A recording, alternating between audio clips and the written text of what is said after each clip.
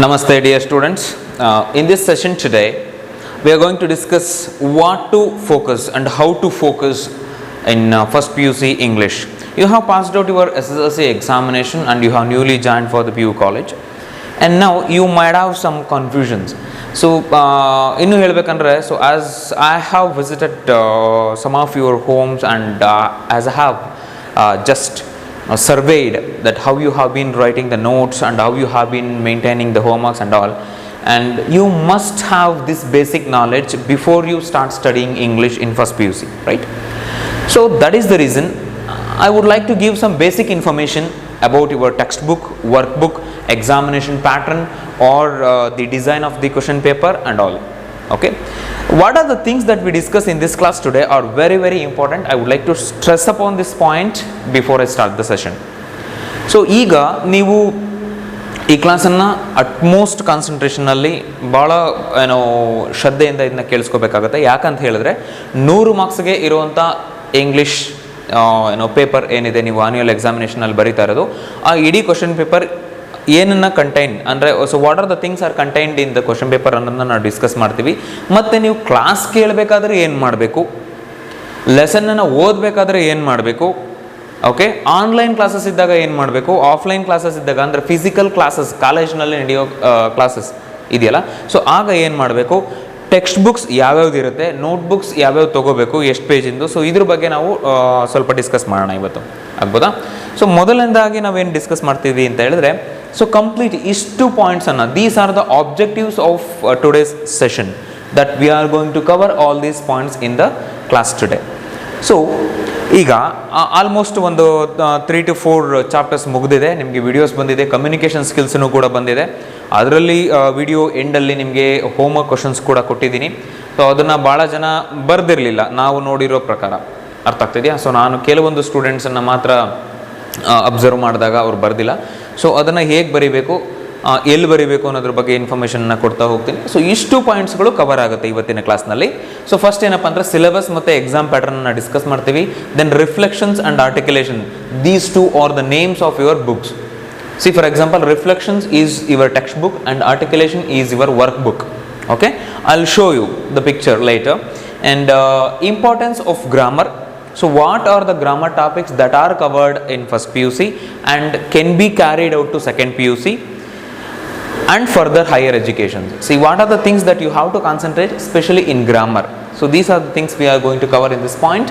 Later, concentration on basic English. See, for example, here this is also English grammar and basic English grammar. What it covers? Before you study the grammar, what is given for you in first PUC syllabus, what are the things that you must have as a prior knowledge? So that is what we are going to cover here. And do's while watching a video class and listening to a class in the classroom. See, video class is online class, right? And then you are listening to a class in the classroom, means a physical class that you are attending in the college, right?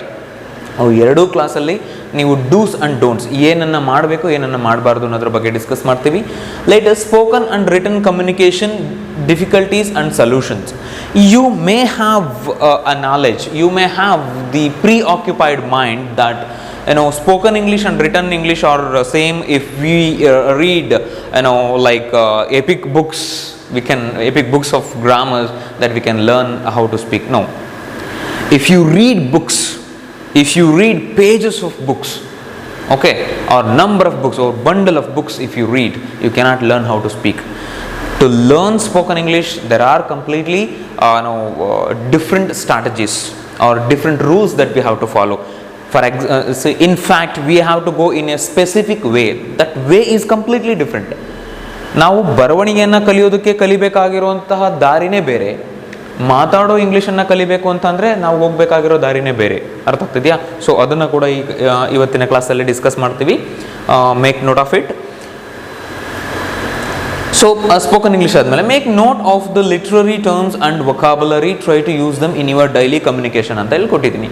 So ಏನು literary terms ಅಂದರೆ poetic devices ಆಗಿರ್ಬೋದು, ನಿಮಗೆ poetic devices ಅಂದರೆ literary terms ಅಂದರೆ ಎರಡೂ ಅರ್ಥ ಆಗಿಲ್ಲ ಅಂತಂದರೆ ಸೊ ಇನ್ನೂ ಈಸಿಯಾಗಿ ಹೇಳ್ಬೇಕಂತ ಹೇಳಿದ್ರೆ ಫಿಗರ್ ಆಫ್ ಸ್ಪೀಚ್ ಅಂತೇಳಿ ನಿಮ್ಮ ಸ್ಕೂಲ್ನಲ್ಲಿ ಪೋಯಮನ್ನು ಮಾಡಿದರೆ ನಿಮ್ಮ ಟೀಚರ್ಸ್ ನಿಮಗೆ ಹೇಳ್ಕೊಟ್ಟಿರ್ತಾರೆ ಮೆಟಾಫರ್, ಸಿಮಿಲಿ, ಪರ್ಸಾನಿಫಿಕೇಶನ್, ಅಲಿಟರೇಷನ್ ಅಲ್ವಾ, ಅಸೋನೆನ್ಸ್. ಸೊ ಈ ಥರದ್ದು ಅಲಿಗರಿ, ಫೇಬಲ್ ಅಂದರೆ ಏನು, ಸೊ ಈ ಥರದ್ದೆಲ್ಲ ಲಿಟರರಿ ಟರ್ಮ್ಸ್ಗಳನ್ನು ನೀವು ಕಲ್ತಿರ್ತೀರಿ ಅಂತ ಇಟ್ಕೊಳ್ಳಿ. ಅರ್ಥ ಆಗ್ತಿದೆಯಾ? For example political satire first chapter ನಿಮಗೆ gentleman of the jungle is a political satire ಅಂತೇಳಿ. ಸೆಟೈರ್ ಅಂದರೆ ಏನು ಗೊತ್ತಿರ್ಬೇಕು ನಮಗೆ, ಫೇಬಲ್ ಅಂದರೆ ಏನು ಗೊತ್ತಿರ್ಬೇಕು ನಮಗೆ ಅಲ್ವಾ. ಸೊ ಪ್ಯಾರೋಡಿ ಅಂದರೆ ಏನು ಗೊತ್ತಿರ್ಬೇಕು ನಮಗೆ. ಸೊ ಈ ಲಿಟರರಿ ಟರ್ಮ್ಸ್ಗಳ ನಾಲೆಡ್ಜ್ ನಮಗೆ ಇರಬೇಕು. ನೀವೇ ಎಲ್ಲೋ ಸರ್ಚ್ ಮಾಡಿ ನೀವು ತಿಳ್ಕೊಳ್ಳಿ ಅಂತ ನಾನು ಹೇಳ್ತಿಲ್ಲ. ನಾನು ಕ್ಲಾಸ್ ಮಾಡಬೇಕಾದ್ರೆ, ಪಾಠ ಮಾಡಬೇಕಾದ್ರೆ ಯಾವ ಥರ ಪಾಯಿಂಟ್ಸನ್ನು ಕವರ್ ಮಾಡಿರ್ತೀನಿ ಅವನ್ನ ನೀವು you have to make note of it in your running notes. 200 ಪೇಜಿಂದ ಒಂದು ನೋಟ್ಸ್ ಪ್ರಿಫರ್ ಮಾಡಬೇಕಾದಕ್ಕೆ ಅದರಲ್ಲಿ ಈ ರನ್ನಿಂಗ್ ನೋಟ್ಸನ್ನು ಬರೀಬೇಕು. ನೆನ್ಪಿಟ್ಕೊಳ್ಳಿ, ಮತ್ತೆ ರಿಪೀಟ್ ಮಾಡ್ತಾ ಇದ್ದೀನಿ, 200 ಪೇಜ್ ನೋಟ್ಸನ್ನು ಇಡಬೇಕು. ಅದರಲ್ಲಿ ರನ್ನಿಂಗ್ ನೋಟ್ಸ್ ಅಂದರೆ ನಾವು ಕ್ಲಾಸಲ್ಲಿ ಡಿಸ್ಕಸ್ ಮಾಡುವಂಥ, ಅದು ವಿಡಿಯೋ ಕ್ಲಾಸ್ ಆಗಿರಲಿ ಅಥವಾ ಆಫ್ಲೈನ್ ಕ್ಲಾಸ್ ಆಗಿರಲಿ, ಸೊ ಅದು ಯಾವುದೇ ಕ್ಲಾಸ್ ಆಗಿರಲಿ, ಆ ಕ್ಲಾಸಿನ ಮೇನ್ ಕಾನ್ಸೆಪ್ಟ್ಗಳನ್ನು, ಪಾಯಿಂಟ್ಸ್ಗಳನ್ನು, ಲೈಕ್ ವೊಕಾಬುಲರಿ ಮೀನಿಂಗ್ ಆಗಿರ್ಬೋದು, ಅಂದರೆ ಡಿಫಿಕಲ್ಟ್ ವರ್ಡ್ಸ್ ಮೀನಿಂಗ್ ಆಗಿರ್ಬೋದು, ಲಿಟರರಿ ಟರ್ಮ್ಸ್ ಆಗಿರ್ಬೋದು, ಅಥವಾ ಥೀಮ್ ಆಫ್ ದಿ ಪೋಯಮ್, ಅಥವಾ ಏನೋ ಜನರೇ ಆಫ್ ದಿ ಪೋಯಮ್, ಈ ಥರದ್ದು ಏನಾದ್ರು ಪಾಯಿಂಟ್ಸ್ಗಳನ್ನು, ಮೇನ್ ಕಾನ್ಸೆಪ್ಟ್ಸ್ಗಳನ್ನು ಡಿಸ್ಕಸ್ ಮಾಡಿದ್ರೆ ಅಥವಾ ಇವೆಂಟ್ಸ್ಗಳನ್ನು ಡಿಸ್ಕಸ್ ಮಾಡಿದ್ರೆ ನೀವು ಅದರಲ್ಲಿ you have to make note of it. Okay, ಯಾವುದರಲ್ಲಿ 200 ಪೇಜಿಂದು 200 ಪೇಜ್ ನೋಟ್ಬುಕ್ಕಲ್ಲಿ. ಸೊ ಇನ್ನೊಂದು 100 ಪೇಜ್ ನೋಟ್ಬುಕ್ಕನ್ನು ನೀವು ಅದಕ್ಕೆ ಪ್ರಿಫರ್ ಮಾಡಬೇಕಾಗತ್ತೆ ಇಂಗ್ಲೀಷ್ಗೆ. ಅದರಲ್ಲಿ ನೀವೇನು ಬರೀತೀರಿ ಅಂತ ಹೇಳಿದರೆ ಹೋಮ್ವರ್ಕ್. ಪ್ರತಿ ವಿಡಿಯೋ ಕ್ಲಾಸ್ ಆದಮೇಲೆ ಅದಕ್ಕೆ ನಿಮಗೆ ಹೋಮ್ವರ್ಕ್ ಇರುತ್ತೆ. ಅರ್ಥ ಆಗ್ತಿದೆಯಾ? ಸೊ ಈ ವಿಡಿಯೋ ಕ್ಲಾಸ್ ಆದಮೇಲೆ ನಿಮಗೆ ಹೋಮ್ವರ್ಕನ್ನು ಇದಕ್ಕೆ ಸಂಬಂಧಪಟ್ಟಂಗೆ ಹೋಮ್ವರ್ಕ್ ಕೊಡಲ್ಲ. ಸೊ ಇದ್ರ ಹಿಂದೆ ಮಾಡಿರುವಂಥ ವೀಡಿಯೋಸ್ ನೀವೇನು ನೋಡಿರ್ತೀರಿ ಅದ್ರ ಮೇಲೆ ಅಥವಾ ಯಾವುದಾದ್ರೂ ಒಂದು ಲೆಸನ್ ಮೇಲೆ ನಾನು ನಿಮಗೆ 2 ಕ್ವಶನನ್ನು ಮತ್ತೆ ರಿಪೀಟ್ ಮಾಡಿ ಕಳಿಸ್ತೀನಿ. ಯಾಕಂತ ಹೇಳಿದ್ರೆ ಇದು ಎಕ್ಸಾಮಿನೇಷನ್ ಪ್ಯಾಟ್ರನ್ ಬಗ್ಗೆ ನಾವು ಡಿಸ್ಕಸ್ ಮಾಡ್ತಾ ಇರೋದು. ಇದ್ರ ಬಗ್ಗೆ ಏನು ನಾನು ಹೋಮ್ವರ್ಕನ್ನು ಕೊಡೋಕ್ಕಾಗಲ್ಲ. ಅರ್ಥ ಆಗ್ತಿದೆಯಾ? ಓಕೆ, ಸೊ 100 ಪೇಜಿಂದೊಂದು 100 ಪೇಜಿಂದೊಂದು 200 ಪೇಜಿಂದೊಂದು ನೋಟ್ಸನ್ನು ಪ್ರಿಫರ್ ಮಾಡಬೇಕು. ಸರ್ ಹಾಗಾದರೆ ಲೆಸನ್ ಆದಮೇಲೆ ಕಾಂಪ್ರಹೆನ್ಷನ್ ಅಂತ ಹೇಳಿ ಇಲ್ಲಿ ಕೊಟ್ಟಿದ್ದಾರೆ ಟೆಕ್ಸ್ಟ್ ಬುಕ್ನಲ್ಲಿ, ನಾನು ತೋರಿಸ್ತೀನಿ. ಅರ್ಥ ಆಗ್ತಿದೆಯಾ? Just a second. Okay, see here comprehension ಅಂತ ಕೊಟ್ಟಿದ್ದಾರೆ ಇಲ್ಲಿ. ಸೊ ಕಾಂಪ್ರಹೆನ್ಷನ್ 1 ಪೇಜ್ ನಂಬರ್ 7ನಲ್ಲಿ ಕಾಂಪ್ರಹೆನ್ಷನ್ 1, ಆಮೇಲೆ ಪೇಜ್ ನಂಬರ್ 8ಗೆ ಹೋದರೆ ಇಲ್ಲಿ comprehension 2, main question 2, main question 3 ಅಂತ ಕೊಟ್ಟಿದ್ದಾರೆ. ಮೇನ್ ಕ್ವಶನ್ 1 ಯಾವಾಗಲೂ ಪ್ರತಿ ಚಾಪ್ಟರಲ್ಲೂ ಮೇನ್ ಕ್ವಶನ್ 1 ನಿಮಗೆ 1 ಮಾರ್ಕ್ ಕ್ವಶನ್ ಆಗಿರುತ್ತೆ. ಓಕೆನಾ? ಮೇನ್ ಕ್ವಶನ್ 2 ಅಂದರೆ ಇದರಲ್ಲಿ ಈ ಕಾಂಪ್ರಹೆನ್ಷನಲ್ಲಿ, ಟೆಕ್ಸ್ಟ್ ಬುಕ್ ಕಾಂಪ್ರಹೆನ್ಷನಲ್ಲಿ ಮೇನ್ ಕ್ವಶನ್ 2 4 ಮಾರ್ಕ್ಸ್ ಕ್ವಶನ್ಸ್ ಆಗಿರುತ್ತೆ. Main question 3 always 6 marks questions ಆಗಿರುತ್ತೆ. ಇವನ್ನ I am talking about comprehensive questions which are printed immediately after each lesson and poem. Okay, so 1 mark ಕ್ವಶನ್ಗೆ 1 ಸೆಂಟೆನ್ಸಲ್ಲಿ ಬರೀತೀರಿ. 1 S ಅಂತ ಬರ್ದಿದ್ದೀನಿ. 1 ಸೆಂಟೆನ್ಸ್ ಅಥವಾ 1 ವರ್ಡಲ್ಲಿ answer ಮಾಡಿದ್ರೂ ನಡೆಯುತ್ತೆ. So next 4 ಮಾರ್ಕ್ಸ್ಗೆ ನೀವು ಎಷ್ಟು ಮಾಡಬೇಕಂತ ಹೇಳಿದ್ರೆ 8 to 12 ಸೆಂಟೆನ್ಸನ್ನು ನೀವು ಆನ್ಸರ್ ಮಾಡಬೇಕಾಗತ್ತೆ. ಅರ್ಥ ಆಗ್ತಿದೆಯಾ? ಸೊ ಅಥವಾ ಒಂದು ಕೆಲಸ ಮಾಡಿ, ಅಂದರೆ ಸೆಂಟೆನ್ಸ್ ಅಂತ ಅನ್ನೋದಕ್ಕಿಂತ ನಾನು ಇನ್ನೊಂದು ಪಾಯಿಂಟನ್ನು ಇಲ್ಲಿ ಸ್ಟ್ರೆಸ್ ಮಾಡ್ತೀನಿ. ಇಲ್ಲಿ ಸೆಂಟೆನ್ಸ್ ಅಂತ ಬೇಡ, ವ್ಯಾಲ್ಯೂ ಪಾಯಿಂಟ್ಸ್ ಅಂತ ಕರಿತೀವಿ. ವ್ಯಾಲ್ಯೂ ಪಾಯಿಂಟ್ಸ್ ಅಂತ ಹೇಳಿದ್ರೆ directly related to the question which is asked in the question paper. Question ಪೇಪರ್ನಲ್ಲಿ ಅಥವಾ ನಿಮ್ಮ ಟೆಕ್ಸ್ಟ್ ಬುಕ್ನಲ್ಲಿ ಕೇಳಿರುವಂಥ ಕ್ವಶನ್ಗೆ ಡೈರೆಕ್ಟ್ ಆನ್ಸರ್ ಆಗಿರಬೇಕು, ಪಂಚಿಂಗ್ ಆನ್ಸರ್ ಆಗಿರಬೇಕು. ಸಿ ಫಾರ್ ಎಕ್ಸಾಂಪಲ್ ಇಲ್ಲೊಂದು ಕ್ವಶನ್ ಇದೆ, ಒಂದು ಎಕ್ಸಾಂಪಲ್ ಕೊಡೋಣ. In whose favour was the judgement given. 9ನೇ question, in whose favour was the judgement given ಅಂತ ಇದೆ. ಅದಕ್ಕೆ ಏನಂತ ಆನ್ಸರ್ ಮಾಡ್ತೀರಿ? The judgement was given in the favour of elephant. Man favour ಆಗಿ ಇತ್ತ ಜಡ್ಜ್ಮೆಂಟ್ ಇಲ್ಲ ಅಲ್ವಾ, ಎಲಿಫೆಂಟ್ ಫೇವರ್ ಆಗಿಲ್ವಾ? So okay, the judgement was given in the favour of elephant ಅಂತ ಬರಿತೀರಿ. ಸೊ ಇದೇ ಥರ ಡೈರೆಕ್ಟ್ ಆನ್ಸರ್ ಇರಬೇಕು. ಇದನ್ನು ವ್ಯಾಲ್ಯೂ ಪಾಯಿಂಟ್ ಅಂತ ಕರಿತೀವಿ ಒಂದು ಸೆಂಟೆನ್ಸನ್ನು. ಅರ್ಥ ಆಯ್ತಾ? ಸೊ ಈ ಥರದ್ದು ಒಂದು ವ್ಯಾಲ್ಯೂ ಪಾಯಿಂಟ್ ಇರಬೇಕು 1 ಮಾರ್ಕ್ಸ್ಗೆ. ಸೊ ಇಲ್ಲಿ 6 to 8 ವ್ಯಾಲ್ಯೂ ಪಾಯಿಂಟ್ಸ್ ಇರುತ್ತೆ. ಸೊ 6 ಮಾರ್ಕ್ಸ್ ಕ್ವಶನ್ಗೆ ಎಷ್ಟಿರುತ್ತೆ ಅಂದರೆ ಅರೌಂಡ್ 8 to 10 ವ್ಯಾಲ್ಯೂ ಪಾಯಿಂಟ್ಸ್ ಇರುತ್ತೆ. ನಿಮಗೆ ಸೆಂಟೆನ್ಸ್ ವೈಸ್ ಹೇಳಬೇಕಪ್ಪ ಅಂತ ಹೇಳಿದ್ರೆ ಇದನ್ನು 1 ಸೆಂಟೆನ್ಸಲ್ಲಿ ಬರೀರಿ. ಸೊ ಇದನ್ನು 8 to 10 ಸೆಂಟೆನ್ಸಲ್ಲಿ ಬರೀತೀರಿ. ಸೊ ಇದನ್ನು 20 to 25 ಸೆಂಟೆನ್ಸಲ್ಲಿ ಬರೀತೀರಿ. ಅರ್ಥ ಆಗ್ತದೆ? 20 to 25 ಸೆಂಟೆನ್ಸಲ್ಲಿ ಆನ್ಸರ್ ಮಾಡ್ತೀರಿ. Please make note of it. ನೀವು ಮರಿಬೋದು, ಇದನ್ನು ಎಲ್ಲಾದರೂ ಬರ್ಕೊಳ್ಳಿ. ವ್ಯಾಲ್ಯೂ ಪಾಯಿಂಟ್ಸ್ಗೆ ಸಂಬಂಧಪಟ್ಟಂಗೆ 1 value point, 6 to 8 value points, 8 to 10 value points. Value points ಅಂದರೆ ನಾನೇನಂತ ಹೇಳಿದ್ದೀನಿ, ಕ್ವಶನ್ನಿಗೆ ಸಂಬಂಧಪಟ್ಟಂತಹ ಡೈರೆಕ್ಟ್ ಸೆಂಟೆನ್ಸ್ಗಳು. ಇಲ್ಲಿ ಸೆಂಟೆನ್ಸಸ್ ಕೆಲವೊಂದು ಸತಿ ಆ ವ್ಯಾಲ್ಯೂ ಪಾಯಿಂಟನ್ನೇ ಡಿಸ್ಕ್ರೈಬ್ ಮಾಡಲಿಕ್ಕೆ ಇನ್ನೊಂದು ಅಡಿಷನಲ್ ಸೆಂಟೆನ್ಸನ್ನು ಸೇರಿಸುವಂಥ ಸನ್ನಿವೇಶ ಬರಬಹುದು. ಅರ್ಥ ಆಗ್ತಿದೆಯಾ? ನೀವು ನನ್ನ ನೋಟ್ಸ್ ಕೊಟ್ಟ ಮೇಲೆ, ನೀವು ನನ್ನ ನೋಟ್ಸ್ ಓದಿದ ಮೇಲೆ ನಿಮಗೆ ಅರ್ಥ ಆಗುತ್ತೆ ವ್ಯಾಲ್ಯೂ ಪಾಯಿಂಟ್ಸ್ಗೂ ಆ ಸೆಂಟೆನ್ಸ್ ಡಿಸ್ಕ್ರಿಪ್ಷನ್ಗೂ ಏನಿರುತ್ತೆ ವ್ಯತ್ಯಾಸ ಅಂತ ಹೇಳಿ. ಓಕೆ, 8 ರಿಂದ 10 ಸೆಂಟೆನ್ಸ್ ಇರಲಿ, 20 ರಿಂದ 25 ಸೆಂಟೆನ್ಸ್ ಇರಲಿ, ಎಷ್ಟಕ್ಕೆ? 6 ಮಾರ್ಕ್ಸ್ಗೆ. ಅರ್ಥ ಆಗ್ತಿದೆಯಾ? ಸೊ ಇಷ್ಟು ನಿಮಗೆ ಬೇಕಾದಂಥ ಇನ್ಫಾರ್ಮೇಷನ್. ಓಕೆ, ಅದಾದ ಮೇಲೆ ಓಕೆ, ಸೊ ಇಲ್ಲಿ ಕಾನ್ಸಂಟ್ರೇಷನ್ ಆನ್ ಬೇಸಿಕ್ ಗ್ರಾಮರ್ ಆಯಿತು. ಡೂಸ್, ಇದು ಈ ಪಾಯಿಂಟನ್ನು ನಾವು ಡಿಸ್ಕಸ್ ಮಾಡಿದ್ದು. ವಿಡಿಯೋ ಕ್ಲಾಸನ್ನು ನೋಡಬೇಕಾದ್ರೆ ಅಥವಾ ನೋಡಿದಾದ ಮೇಲೆ ಅಥವಾ ಫಿಸಿಕಲ್ ಕ್ಲಾಸಲ್ಲಿ ನೀವು ಏನನ್ನು ಕಾನ್ಸಂಟ್ರೇಟ್ ಮಾಡಬೇಕಾಗತ್ತೆ, ಯಾವುದ್ರ ಬಗ್ಗೆ ನೀವು ಏನೋ ಬರಿಬೇಕಾಗತ್ತೆ ಅಂತ ಹೇಳಿ. ಓಕೆನಾ? ಈ ಥರ ಕಾಂಪ್ರಹೆನ್ಸಿವ್ ಕ್ವಶನ್ಸ್ ಟೆಕ್ಸ್ಟ್ ಬುಕ್ಕಲ್ಲಿ ಏನು ಪ್ರಿಂಟ್ ಆಗಿದೆ, ಈ ಕ್ವಶನ್ಗೆ ನಾನೇ PDF ಫಾರ್ಮೆಟಲ್ಲಿ ನಿಮಗೆ ನೋಟ್ಸನ್ನು ಕೊಡ್ತೀನಿ. ಇದಕ್ಕೆ ನೀವು ಆನ್ಸರ್ ಮಾಡೋ ಅವಶ್ಯಕತೆ ಇಲ್ಲ. ನಾನು ಪ್ರಿಂಟನ್ನು ಕೊಟ್ಟ ಮೇಲೂ ಕೂಡ PDF ಅನ್ನು ನಿಮಗೆ ಸೆಂಡ್ ಮಾಡೋದು ಅಥವಾ ಇಲ್ಲಿ ಕಾಲೇಜ್ ಕಡೆಯಿಂದ ನಿಮಗೆ ಗ್ರೂಪಲ್ಲಿ ಅಥವಾ ಬ್ರಾಡ್ಕಾಸ್ಟಲ್ಲಿ ನಿಮಗೆ ಸೆಂಡ್ ಮಾಡೋದು ಏನೋ ಒಂದು ವ್ಯವಸ್ಥೆನ ಮಾಡಲಾಗುತ್ತೆ. ಅರ್ಥ ಆಗ್ತಿದೆಯಾ? So even after the notes has been send to you, you have to take the printout, that's it. You no need to write in the notebook. Then what are the things you are writing in the notebook? Running notes. I have already told you. Main concept, literary terms, vocabulary, so ಆ ಥರದ important ಪಾಯಿಂಟ್ಸನ್ನು ಬರಿತೀರಿ, mind map ಮಾಡ್ಕೊತೀರಿ. ಅದಕ್ಕೂ ಕೂಡ ಎಕ್ಸಾಂಪಲನ್ನು ಕೊಡ್ತೀನಿ. ಭಾಳ students ನನಗೆ ಏನೋ ಕ್ವಶನನ್ನು ಕೇಳಿದ್ರು, ಯಾವ ರೀತಿ ಸರ್ ನಾವು ನೋಟ್ಸನ್ನು ಬರೀಬೇಕು, ರನ್ನಿಂಗ್ ನೋಟ್ಸ್ ಅಂತ ಹೇಳಿ. ಈ ಥರ ಕ್ವಶನ್ಸ್ಗೆ ನಾನೇ PDF ಕೊಡ್ತೀನಿ ಅಂದರೆ ಮತ್ತೆ ಅದು ಬರೆಯೋ ಅವಶ್ಯಕತೆ ಇಲ್ಲ. ಪ್ರಿಂಟ್ಔಟ್ ತೊಗೊಂಡು ಸ್ಪೈರಲ್ ಬೈಂಡ್ ಮಾಡ್ಕೊಂಡು ನೀಟಾಗಿ ಇಟ್ಕೊಳ್ಳಿ, ಅಷ್ಟೇ ಮುಗೀತು ಅಲ್ವಾ? ಸೊ ಅದಾದಮೇಲೆ ರನ್ನಿಂಗ್ ನೋಟ್ಸಲ್ಲಿ ಏನು ಬರೀಬೇಕು, ಈಗ ಒಂದು ಎಕ್ಸಾಂಪಲ್ ತೊಗೊಳ್ಳೋಣ. ಲೆಸನ್, ಯಾವ ಲೆಸನ್ ಎಕ್ಸಾಂಪಲ್ ತೊಗೊಳ್ಳೋಣ ಅಂತ ಹೇಳಿದ್ರೆ, ಫಸ್ಟ್ನೇ lesson the gentleman of the jungle ಅಂತ ಹೇಳಿ ತೊಗೊಳ್ಳೋಣ. Okay, so gentleman of the jungle, ಇದು ಚಾಪ್ಟರ್ ನೇಮ್ ಅಲ್ವಾ, ಜೆಂಟ್ಲ್ಮನ್ ಆಫ್ ದಿ ಜಂಗಲ್ ಅಂತ ಹೇಳಿ. ಸೊ ಅದರಲ್ಲಿ 2 ಕ್ಯಾರೆಕ್ಟರ್ಸ್ ಬರುತ್ತೆ. ಯಾರು? Man and elephant. ಸೊ ಇದರಲ್ಲಿ ಇದು ಒಂದು ಸ್ಟೋರಿ. ಈ ಸ್ಟೋರಿನಲ್ಲಿ, ಪ್ರತಿಯೊಂದು ಸ್ಟೋರಿನಲ್ಲೂ ಅಷ್ಟೇ ಪ್ರೊಟಗಾನಿಸ್ಟ್ ಆಫ್ ದ ಸ್ಟೋರಿ ಅಂತ ಇರುತ್ತೆ. I think it is visible. Okay, protagonist of the story ಅಂತ ಹೇಳ್ತೀವಿ. ಪ್ರೊಟಗಾನಿಸ್ಟ್ ಅಂತ ಹೇಳಿದ್ರೆ the central character of the story, main character of the story. So who is the main character in this lesson? Man is the main character. So between elephant and man there was a friendship.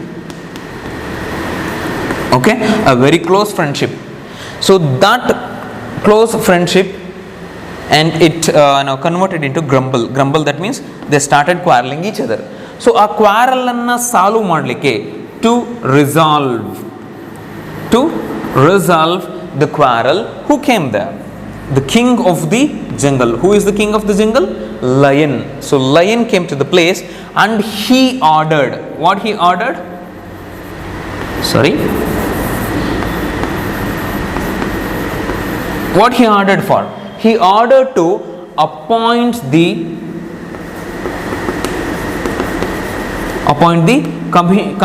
commission of enquiry. I have written in short form CE, commission of enquiry. ಓಕೆನಾ? So ಈ commission of enquiry. So ಮತ್ತೆ ಕೆಳಗಡೆ ನೀವು arrow mark ಹಾಕೊಂಡು commission of ಎಂಕ್ವೈರಿನಲ್ಲಿ ಯಾರು main character, ಯಾರು subordinates, ಯಾರು chairman, ಯಾರು ಓಕೆ, ಫಾಕ್ಸ್ನ ರೋಲ್ ಏನು ಆ ಕಮಿಷನ್ ಆಫ್ ಎಂಕ್ವೈರಿನಲ್ಲಿ, ಲೆಪಾರ್ಡ್ನ ಪ್ಲೇಸ್ ಏನು, ಎಲಿಫೆಂಟ್ನ ಪ್ಲೇಸ್ ಏನು, ಮಿನಿಸ್ಟರ್ಸ್ ಯಾರ್ಯಾರು. ಸೊ ಈ ಥರ ಬರುತ್ತೆ. ಸೊ ಈ ಎಲ್ಲ ಪಾಯಿಂಟ್ಸ್ಗಳನ್ನು ನೀವು ಈ ಥರ ಫ್ಲೋ ಚಾರ್ಟ್ ಮಾಡಿ ಬರೆದ್ರೆ ಸಾಕು. This is what running notes. Running notes ಅಂತ ಹೇಳಿದ್ರೆ ನಾನು PPTನಲ್ಲಿ ಇಲ್ಲಿ ಏನು ಪಾಯಿಂಟ್ಸ್ ಬರೆದಿರ್ತೀನಿ ಅದನ್ನೇ ಪಾಸ್ ಮಾಡ್ತೀರಿ, ಇದೇ ಥರ ರೈಟ್ ಟಿಕ್ ಮಾಡ್ಕೊಂಡು ಅಥವಾ ಬುಲೆಟ್ ಪಾಯಿಂಟ್ಸ್ ಹಾಕ್ಕೊಂಡು ಅದೇ ಕಾನ್ಸೆಪ್ಟ್ಗಳನ್ನು ಬರಿತಾ ಹೋಗ್ತೀರಿ. ಸೊ ನೋ, ರನ್ನಿಂಗ್ ನೋಟ್ಸ್ ಅಂತ ಹೇಳಿದ್ರೆ ನೀವು ವಿಡಿಯೋನ ನೋಡಿದಾಗ, ಕ್ಲಾಸನ್ನು ನೋಡಿದಾಗ ನಿಮಗೆ ಏನು ಅರ್ಥ ಆಗುತ್ತೆ ಅದನ್ನು, ಇಷ್ಟು ಇರುವಂಥ ಕಂಟೆಂಟನ್ನು ಒಂದು ಚಿಕ್ಕ ಪೇಜ್ನಲ್ಲಿ ಇಷ್ಟೇಷ್ಟು ಫ್ಲೋ ಚಾರ್ಟ್, ಮೈಂಡ್ ಮ್ಯಾಪಿಂಗ್ ಅಂತ ಕರಿತೀವಿ, ಶಾರ್ಟ್ ನೋಟ್ ಮೆಥಡ್ ಉಪಯೋಗಿಸಿ ನೀವು ಈ ಥರ ಬರೆದ್ರೆ ಇಡೀ 7-8 ಪೇಜ್ ಇರುವಂಥ ಲೆಸನ್ ಬರೀ ಒಂದೇ ಪೇಜಲ್ಲಿ ನಿಮಗೆ ರಿಫ್ಲೆಕ್ಟ್ ಆಗುತ್ತೆ. ಅರ್ಥ ಆಗ್ತಿದೆಯಾ? ಮತ್ತು ನಿಮಗೆ ಎಕ್ಸಾಮ್ ಟೈಮ್ನಲ್ಲಿ, ಟೆಸ್ಟ್ ಟೈಮ್ನಲ್ಲಿ ನೀವು ರಿವೈಸ್ ಮಾಡಬೇಕಾದ್ರೆ ಜಸ್ಟ್ ಈ ಪೇಜನ್ನು ನೋಡಿದ್ರೆ ಇಡೀ ಸ್ಟೋರಿ ನಿಮಗೆ ನೆನಪಾಗುತ್ತೆ. ಯಾವ ಪಾಯಿಂಟು ಕೂಡ ಮಿಸ್ ಆಗಬಾರ್ದು ಇಲ್ಲಿ ಅಲ್ವಾ? ಸೊ ಅಷ್ಟು ಪಾಯಿಂಟ್ಸು ಇವೆಂಟ್ ವೈಸು ಬರ್ಕೊತಾ ಹೋಗಬೇಕು. So this is what we call running notes. I hope you have understood, right? Okay, so ಇಲ್ಲಿ these are the things that you must do during online classes. Okay, so don'ts. So negative points to this point are, as I have already told you, do not copy as it is what is printed or what is typed on the PPT ನಲ್ಲಿ ಏನು points ಕೊಟ್ಟಿರ್ತೀನಿ ಅದನ್ನೇ copy ಮಾಡಬೇಡಿ. ನಿಮ್ಮ own ನಾಲೆಡ್ಜನ್ನು ಉಪಯೋಗಿಸಿ ನೀವು ಬರಿಬೇಕಾಗುತ್ತೆ. ಓಕೆ. ಸೊ ಮನೋಹರ್ ಸರ್ ನಾಲೆಡ್ಜನ್ನು ನೀವೇ ಕಾಪಿ ಮಾಡ್ತೀರಿ ಅಲ್ವಾ? So you are unique, you have your own talent ಅಲ್ವಾ? ಆ ಟ್ಯಾಲೆಂಟನ್ನು ಉಪಯೋಗಿಸಿ ನೀವು ನೋಟ್ಸ್ ಮಾಡೋದಕ್ಕೆ ಟ್ರೈ ಮಾಡಿ. ನಾನು ನಿಮಗೆ ನೋಟ್ಸ್ ಕೊಡ್ತೀನಿ, ಆ ನೋಟ್ಸನ್ನು ಓದಿ. ಆದರೆ ಎಕ್ಸಾಮ್ನಲ್ಲಿ ನೀವು ಅದನ್ನೇ pin to pin by heart ಮಾಡಿ ಲೈನ್ ಬೈ ಲೈನ್ ಅದೇ ವರ್ಡ್ಸನ್ನು ಬರೀಬೇಕು ಅಂತ ಏನಿಲ್ಲ. ಸೆಂಟೆನ್ಸನ್ನು ಫಾರ್ಮೇಷನನ್ನು ನೀವು ಕಲ್ತ್ಕೋಬೇಕು. ಪಾಯಿಂಟನ್ನು ಅಂದರೆ ಆ ಬೌಂಡ್ರಿ ಏನು ಕ್ವಶನ್ ಕೇಳಿರ್ತಾರೆ ಆ ಬೌಂಡ್ರಿ ಬಿಟ್ಟು ಹೊರಗಡೆ ಹೋಗದೇ ಇರೋ ರೀತಿಯಲ್ಲಿ ನಿಮ್ಮದೇ ಆದಂಥ ಓನ್ ವೇನಲ್ಲಿ ನೀವು ಸೆಂಟೆನ್ಸನ್ನು ಕನ್ಸ್ಟ್ರಕ್ಟ್ ಮಾಡಿ ಆನ್ಸರ್ನ ಬರೀಬೇಕಾಗುತ್ತೆ. I hope you have understood. Let us continue to the next point, spoken and written communication. ನಾನು ಇವನ್ನ ಇವೆರಡು ಪಾಯಿಂಟನ್ನು ಇನ್ನೂ ಡಿಸ್ಕಸ್ ಮಾಡಿಲ್ಲ, ನೆನಪಿರಲಿ ನಿಮಗೆ.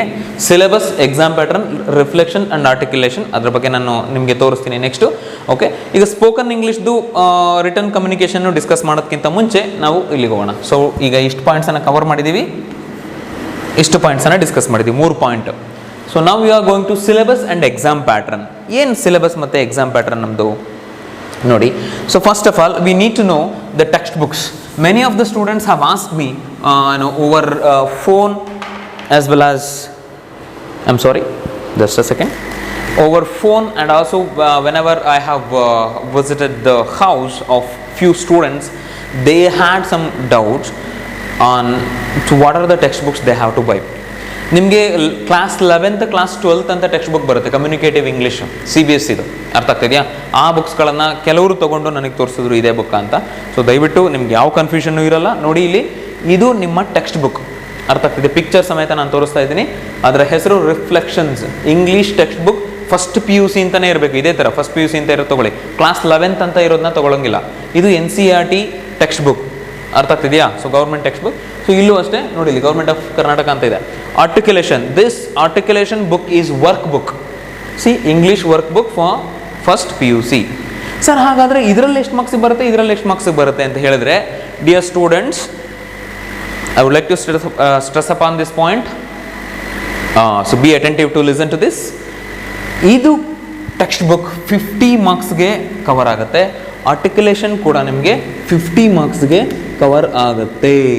ಆರ್ಟಿಕ್ಯುಲೇಷನ್ ಅಂದರೆ ಎರಡಕ್ಕೂ ಸೇಮ್ ಇಂಪಾರ್ಟೆನ್ಸ್ ಇದೆ. ಸರ್ ಹಾಗಾದರೆ ನಾವು ಟೆಕ್ಸ್ಟ್ ಬುಕ್ಕಲ್ಲಿ ಓದೋದ್ರಲ್ಲಿ ಗ್ರಾಮರ್ ಏನೂ ಬರಲ್ವಾ? ಖಂಡಿತ ನೀವು ಟೆಕ್ಸ್ಟ್ ಬುಕ್ಕಲ್ಲಿ ಏನು ಕಲ್ತಿರ್ತೀರಿ ಅದೇ ಗ್ರಾಮರು, ಅದೇ ಲೆಸನ್ನಲ್ಲಿರೋ ಎಕ್ಸಾಂಪಲನ್ನು ಕೊಟ್ಟಿರ್ತಾರೆ. ಆದರೆ ಅದಕ್ಕೆ ಬೇಕಾದಂಥ ಫಾಲೋ ಅಪ್ಸ್, ಟೈಪ್ಸ್, ಮತ್ತು ಅದರ ಡೆಫಿನೇಷನ್ ಮತ್ತು ಅದರ ಯೂಸೇಜ್. ಫಾರ್ ಎಕ್ಸಾಂಪಲ್ ಯಾವುದೋ ಒಂದು, ಈಗ ಆರ್ಟಿಕಲ್ಸ್ ಅಂತ ತಗೊಳ್ಳೋಣ. ಆರ್ಟಿಕಲ್ಸ್ ಅನ್ನೋದು ಒಂದು ಟಾಪಿಕ್ ಅಲ್ವಾ, ಎ ಆ್ಯಂಡ್ ದ. ಸೊ ಆ ಎ ಆ್ಯಂಡ್ ದ ಯಾವ ರೀತಿ ಉಪಯೋಗಿಸ್ಬೇಕು, ಯಾವ ರೀತಿ ಉಪಯೋಗಿಸೋದು ಅಂತೇಳಿ ಎಕ್ಸಾಂಪಲ್ಗಳು ಮತ್ತು ನಾವು ಲೆಸನನ್ನು ಓದಬೇಕಾದ್ರೆ ಇದರಲ್ಲೇ ಕಲ್ತಿರ್ತೀವಿ ಇದೇ ಟೆಕ್ಸ್ಟ್ ಬುಕ್ನಲ್ಲಿ. ಬಟ್ ಅದಕ್ಕೆ ವರ್ಕ್ ಬುಕ್ನಲ್ಲಿ ಎಕ್ಸಸೈಸಸ್ ಇರುತ್ತೆ, ಫಿಲ್ ಇನ್ ದ ಬ್ಲ್ಯಾಂಕ್ಸ್ ಇರುತ್ತೆ, ಅಲ್ಲಿ ಆ್ಯಕ್ಟಿವಿಟೀಸ್ ಇರುತ್ತೆ. ಆ ಆ್ಯಕ್ಟಿವಿಟೀಸನ್ನು ಪ್ರಾಕ್ಟೀಸ್ ಮಾಡ್ತೇವೆ. So this workbook is to work, to practise what we have learned in the lesson. And moreover, you will get additional information and the depth information about a specific concept. For example, articles are just included in the lesson while we have been reading the sentences of the story. But here in the articulation, you will get the complete details. What are the articles and what is singular, which is a singular article, which is plural article, which is definite article, which is indefinite article, and what are the examples, what are the errors or common mistakes that may happen while we are using the articles. So these are the things we are going to cover in the workbook with example, with exercise, with activity. Did you understand? Okay. So ಎರಡಕ್ಕೂ same importance ಇರುತ್ತೆ, 50 ಮತ್ತು 50 ಮಾರ್ಕ್ಸ್ಗೆ. So that ಎರಡೂ ಬುಕ್ನು important, ಎರಡೂ ಬುಕ್ಕನ್ನು ಕೂಡ ನೀವು ತಗೊಳ್ಳೇಬೇಕು. Okay, ನೀವು ಕ್ಲಾಸನ್ನು ನೋಡೋದಕ್ಕಿಂತ ಮುಂಚೆನೇ ತೊಗೊಳ್ರಿ ಟೆಕ್ಸ್ಟ್ ಬುಕ್ನ. It's my request. ನೀವು 5-6 ಕ್ಲಾಸ್ ಈಗ ಆಲ್ರೆಡಿ ಆಗಿದೆ ಅಂತ ಹೇಳಿದ್ರೆ, ನೀವು ಇನ್ನೂ ಟೆಕ್ಸ್ಟ್ ಬುಕ್ ತೊಗೊಂಡಿಲ್ಲ ಅಂತ ಹೇಳಿದ್ರೆ ನಿಮಗೆ ಖಂಡಿತ ಲಾಸ್ ಆಗುತ್ತೆ. ಯಾಕಂತ ಹೇಳಿದ್ರೆ ಲ್ಯಾಂಗ್ವೇಜನ್ನು ನೀವು ಟೆಕ್ಸ್ಟ್ ಬುಕ್ನಲ್ಲಿ ಲೆಸನ್ನಲ್ಲಿ ಏನು ಪ್ರಿಂಟ್ ಆಗಿದೆ ಆ ವೊಕಾಬುಲರಿಯನ್ನು ಮತ್ತು ಆ ಸೆಂಟೆನ್ಸನ್ನು ನೀವು ನೋಡಿ ಕಲೀಲಿಲ್ಲ ಅಂತ ಹೇಳಿದ್ರೆ, so you cannot understand the story just by listening. Let's continue. These are the list of lessons and poems that you have in your index of the textbook. Okay, I'll show you once here. So this index has been typed there. Okay, see there. So around 13 chapters, I mean included lessons and poems. Poem not, that is poem. How do you pronounce the word poem? Have you pronounced this word like poems? I'm going to read a poem. No, that is not poem, that is poem. Okay, poem. So, the Gentleman of the Jungle, lesson. The Schoolboy is a poem. Around a Medicinal Creeper is a lesson. Oru Manishan is a lesson. Money Madness is poem. And Babar Ali, lesson. If I Was a Tree is poem. Watchman of the Lake is a short drama, one act play. The Farmer's Wife is a poem. Frederick Douglass is a lesson or a documentary. An Old Woman is a poem. Two Gentlemen of Verona is a wonderful lesson. So, and Do Not Ask of Me My Love is a poem, so which is at the end. These are the things that you are going to study throughout the academic year, except workbook, except grammar. This is not included grammar. Then this is the pattern of the question paper. So this is the question paper pattern. See how many marks the question paper contains. 100 marks. As I have told you, 50 marks textual, and another 50 marks grammar. Okay. So let us see what are the things that included in grammar and textual out of 100 marks. See, first main question of your question paper contains answer the following in a word or a phrase or in a sentence each. As I have told you, 1 marks questions that are given in your textbook in the first main question. Do not expect the exact question that would be printed in the question paper. The question paper always contains the questions that are in application level or maybe indirect questions or passive questions, right? See, in that main question, first main question, there would be 12 questions. First main question contains 12 questions, 1 mark questions. You can answer in a word or a phrase or in a sentence, so that it carries only 1 mark. So that 12 questions into 1 is equal to 12 marks. So 12 marks you will get if you answer all the questions. All the questions are compulsory. In the first main question, there is no option, there is no choice that you can leave and attend other questions. No chance at all. You have to attend all 12 out of 12 questions in the first main question. Later, the second main question contains 10 questions. How many questions it contains? 10 questions. Out of 10 questions, how many you have to answer? Only 8 questions you have to answer. How many questions you have to answer? 8 questions. See here, any 8 of the following. That means how many questions will be given? In general, 10 questions. Totally 10 questions ಇರುತ್ತಲ್ಲಿ, ಅದರಲ್ಲಿ 8 ಬರೀಬೇಕು. ಆ 8ರಲ್ಲಿ ಇನ್ನೂ ಒಂದು restriction ಇದೆ. ಪೂರ್ತಿ main question ಅನ್ನು ಓದಿನೇ answer ಮಾಡಬೇಕು. ಮೇನ್ ಕ್ವಶನ್ ನ ಕಂಪ್ಲೀಟ್ ಆಗಿ ಅರ್ಥ ಮಾಡ್ಕೊಂಡೆ ನೀವು ಆನ್ಸರ್ ಮಾಡಕ್ ಹೋದ್ರೆ you will lose marks. See, ಮುಂದಕ್ಕೆ ಏನಿದೆ? Choosing at least 2 from poems. ಈ 8 ಆನ್ಸರ್ನ ಬರೀತೀರಿ. 1 2 3 4 5 6 7 8 ಆನ್ಸರ್ ಮಾಡ್ತೀರಲ್ವಾ? ಆ 8 ಕ್ವಶನ್ ನೀವು ಆನ್ಸರ್ ಮಾಡ್ತೀರಲ್ಲ, ಅದರಲ್ಲಿ ಅಟ್ಲೀಸ್ಟ್ 2 ಫ್ರಮ್ ಪೋಮ್ಸ್. 2ನ್ನ ಪೋಯಮ್ ಇಂದ ನೀವು ಸೆಲೆಕ್ಟ್ ಮಾಡಲೇಬೇಕು. ಓಕೆ, 1ನ್ನ ಪೋಯಮ್ ಇಂದ ಬರೆದಿರ್ತೀರಿ, ಇನ್ನು ಮಿಕ್ಕಿದ 7ನ್ನ ಲೆಸನ್ ಇಂದ ಬರೆದಿರ್ತೀರಿ. ಓಕೆ, 1ನ್ನ ಪೋಯಮ್ ಇಂದ ಬರೆದು ಇನ್ನು 7ನ್ನ ಲೆಸನ್ಸ್ ಇಂದ ಬರೆದಿರ್ತೀರಿ. ಪ್ರೋಸ್ ಅಂತ ಕರಿತೀವಲ್ಲ, ಪ್ರೋಸ್ ಇಂದ ಬರೆದಿರ್ತೀರಿ. ಸೊ ಅವಾಗ ಏನಾಗುತ್ತೆ, ಇದರಲ್ಲಿ ಪ್ರೋಸ್ಗೆ 6ನ್ನ ಮಾತ್ರ ಕನ್ಸಿಡರ್ ಮಾಡಿ ಮಾರ್ಕ್ಸ್ ಕೊಡ್ತಾರೆ, ಇದಕ್ಕೆ 1ಕ್ಕೆ ಮಾರ್ಕ್ಸ್ ಕೊಡ್ತಾರೆ. ಇನ್ನೊಂದು ನೀವು ಲೆಸನ್ ಇಂದ ಏನು ಬರೆದಿರ್ತೀರಿ ಅದನ್ನ ಕನ್ಸಿಡರ್ ಮಾಡಲ್ಲ, ಇನ್ವ್ಯಾಲಿಡ್ ಆನ್ಸರ್. ಓಕೆ, ಇಲ್ಲಿ ಏನು ಪ್ರಿಸ್ಕ್ರೈಬ್ ಮಾಡಿರ್ತಾರೆ ಅದನ್ನು ನೀಟಾಗಿ ಫಾಲೋ ಮಾಡಬೇಕಾಗತ್ತೆ. ಸೊ 8 ಕ್ವಶನನ್ನು ನೀವು ಆನ್ಸರ್ ಮಾಡಿದ್ರೆ, including 2 questions from poem if you cover, ನಿಮಗೆ ಟೋಟಲ್ 8 ಕ್ವಶನನ್ನು ಅಟೆಂಡ್ ಮಾಡಿದ್ರೆ 4 marks, 4 marks question. Second main question ಹೇಳಿದ್ನಲ್ವಾ, 4 ಮಾರ್ಕ್ಸ್ ಕ್ವಶನ್. ಸೊ ಟೋಟಲ್ 32 ಮಾರ್ಕ್ಸ್ಗೆ ನೀವು ಅಟೆಂಡನ್ನು ಮಾಡ್ತೀರಿ, 32 ಮಾರ್ಕ್ಸನ್ನು ತಗೊಳ್ತೀರಿ. ಅರ್ಥ ಆಗ್ತಿದೆಯಾ? Next third main question, answer the following in about 200 words ಅಂತ ಇದೆ. 200 ವರ್ಡ್ಸ್ ಅಂತ ಹೇಳಿದ್ರೆ ನಾನು ಹೇಳಿದೆ ನಿಮಗೆ. ಸೊ 200 ವರ್ಡ್ಸ್ ಅಂತಂದರೆ ಅರೌಂಡ್ ಈಗ ಒಂದು ಸೆಂಟೆನ್ಸಲ್ಲಿ ನೀವು ಒಂದು 7 ಪದನ ಅಥವಾ ಒಂದು 8 ಪದನ ಹಾಕ್ತೀರಿ ಅಂತ ಅಂದರೆ, ಸೊ ಅದನ್ನ ನೀವು ಡಿವೈಡ್ ಮಾಡ್ಕೊಳ್ಳಿ. ಅರೌಂಡ್ 25 to 30 ಸೆಂಟೆನ್ಸಸ್ ಏನೋ ಆಗ್ಬೋದು. ನಿಮ್ಮ ಹ್ಯಾಂಡ್ ರೈಟಿಂಗ್ ಹೇಗಿರುತ್ತೆ, ನಿಮ್ಮ ವರ್ಡ್ಸ್ ವೊಕಾಬುಲರಿ ಡೆಪ್ತ್ ಹೇಗಿರುತ್ತೆ ಅದನ್ನ ನೋಡಿಕೊಂಡು ಲಾಂಗ್ ಪೇಜಲ್ಲಿ ಅಟ್ಲೀಸ್ಟ್ ಒಂದು ಪೇಜನ್ನು ನೀವು ಕ್ರಾಸ್ ಔಟ್ ಮಾಡಬೇಕು. ಅಂದರೆ ಇಲ್ಲಿ ಕ್ವಾಂಟಿಟಿ ಆಫ್ ಆನ್ಸರ್ನ ನಾನೇನು ನಿಮಗೆ ಸ್ಟ್ರೆಸ್ ಮಾಡ್ತಿಲ್ಲ. ಸರ್ ಹಂಗಾರೆ 1.5 ಪೇಜ್ ಬರೀಲೇಬೇಕಾ ಅಥವಾ 1.5 ಪೇಜ್ ಬರದ ತಕ್ಷಣ ನಮಗೆ 6 ಮಾರ್ಕ್ಸ್ ಸಿಗುತ್ತಾ? No. If your answer has the quality, then only you will be awarded 6 out of 6. If not, you may lose marks. Please do concentrate on this. See, 6 marks. ಇಲ್ಲಿ 2 question ಅನ್ನು ಕೊಟ್ಟಿರ್ತಾರೆ ನಿಮಗೆ. 2 questions ಇರುತ್ತೆ ನಿಮಗೆ, print ಆಗಿರುತ್ತೆ ನಿಮಗೆ. ಈಗ model question paper ನಿಮಗೆ ಲಾಸ್ಟ್ ಪೇಜ್ನಲ್ಲಿ ಮಾಡೆಲ್ ಕ್ವಶನ್ ಪೇಪರ್ಸ್ನ ಕೂಡ ಕೊಟ್ಟಿರ್ತಾರೆ. ಸೊ ಅಲ್ಲಿ ನೀವು ನೋಡಬಹುದು ಫಸ್ಟ್ ಮತ್ತು second main question. I have been searching for it. Okay, see third main ಕ್ವಶನಲ್ಲಿ ನಿಮಗೆ 2 ಕ್ವಶನ್ಸ್ ಅಲ್ಲ 3 ಕ್ವಶನ್ಸ್ ಕೊಟ್ಟಿರ್ತಾರೆ. That is what I have check for. I am extremely sorry. So you will get 3 questions under third main question. Answer the following in about 200 words. 3 questions ಇರುತ್ತೆ. Out of 3 questions how many you have to answer? Only one question you need to answer out of 3. ಇನ್ನು 2 choice ಇರುತ್ತೆ. ಯಾವುದಾದ್ರೂ ಒಂದನ್ನು ನೀವು choose ಮಾಡಿ, ಯಾವ್ದು ನಿಮಗೆ easy ಅನಿಸುತ್ತೆ ಅದನ್ನು ಚೂಸ್ ಮಾಡಿ ನೀವು ಬರೀಬಹುದು. ಟೋಟಲ್ 3 ಕ್ವಶನ್ ಕೊಟ್ಟಿರ್ತಾರೆ, ಅದರಲ್ಲಿ 1 ಚೂಸ್ ಮಾಡಿ ಬರೆದಾಗ ನಿಮಗೆ 6 ಮಾರ್ಕ್ಸ್ ಸಿಗುತ್ತೆ. See 32 + 6 = 38, 40 + 10 50. So total 50 marks textual cover ಆಯ್ತಾ? 50 ಮಾರ್ಕ್ಸ್ ಕವರ್ ಆಯ್ತಲ್ವಾ ಟೆಕ್ಸ್ಚುವಲ್. ಓಕೆ, ಇನ್ನು ನೆಕ್ಸ್ಟ್ 50 ಮಾರ್ಕ್ಸ್ ಗ್ರಾಮರ್ ಇರುತ್ತೆ. ಆ ನೆಕ್ಸ್ಟ್ 50 ಮಾರ್ಕ್ಸ್ ಗ್ರಾಮರ್ ಏನೇನಿರುತ್ತೆ ಇಲ್ಲಿಂದ ನೋಡ್ತಾ ಹೋಗಿ.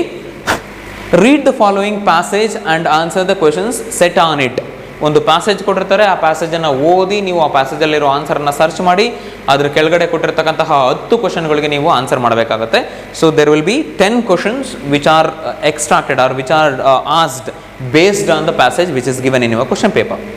ಓಕೆ, ನಾವು that would be carry 10 marks. 1 marks questions 10 ಇರೋದ್ರಿಂದ 10 ಮಾರ್ಕ್ಸ್ ಆಗುತ್ತೆ. ಪ್ಯಾಸೇಜ್ 10 ಮಾರ್ಕ್ಸ್ ಇರುತ್ತೆ.